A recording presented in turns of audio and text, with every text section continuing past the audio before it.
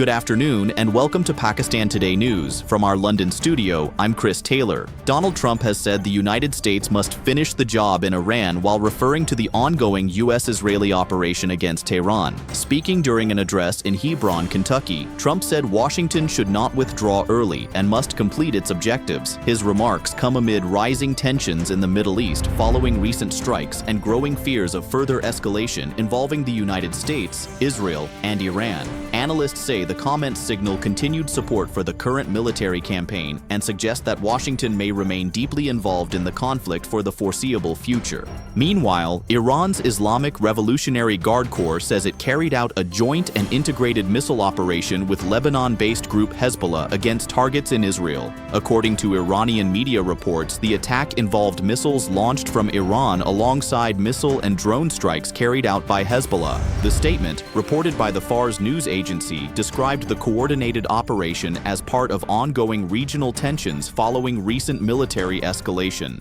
The development raises concerns that the conflict could widen further as allied groups across the region become increasingly involved. The financial cost of the conflict is also mounting rapidly. A report by the New York Times says the war against Iran has already cost the United States more than $11 billion in just 6 days. Lawmakers were briefed during a closed-door session at the Pentagon where officials said the figure does not include a range of additional costs linked to the buildup before the strikes began. Defense officials earlier told members of the United States Congress that around $5.6 billion in munitions were used within just the first 2 days of fighting. The figures highlight the pace at which the conflict is consuming military resources and raising concerns in Washington about the long-term financial impact. UNICEF has warned that children are paying a devastating price as the conflict intensifies. According to a report by Reuters, more than 1,100 children have been killed or injured in the ongoing violence. The United Nations agency says attacks on civilians and the destruction of essential services are unacceptable and cannot be justified under any circumstances. UNICEF stressed that such actions during armed conflict represent serious violations of international humanitarian and human rights law, and it is calling for urgent measures to protect children caught in the fighting. We now go to our correspondent Sarah William in Islamabad for more on the regional impact of the escalating tensions. Chris, that governments across the Middle East and South Asia are closely monitoring the rapidly changing security situation.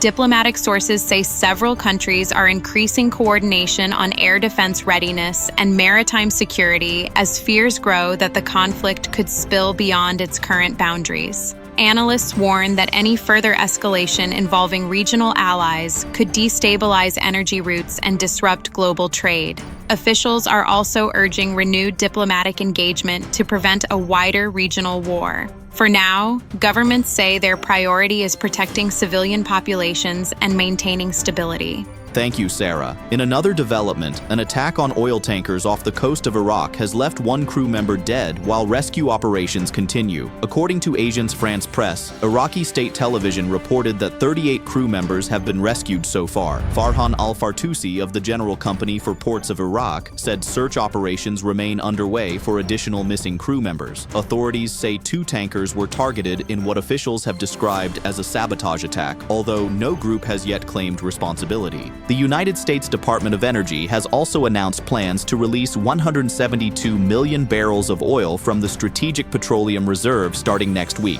According to Agence France Presse, the release will take around 120 days to complete based on planned discharge rates.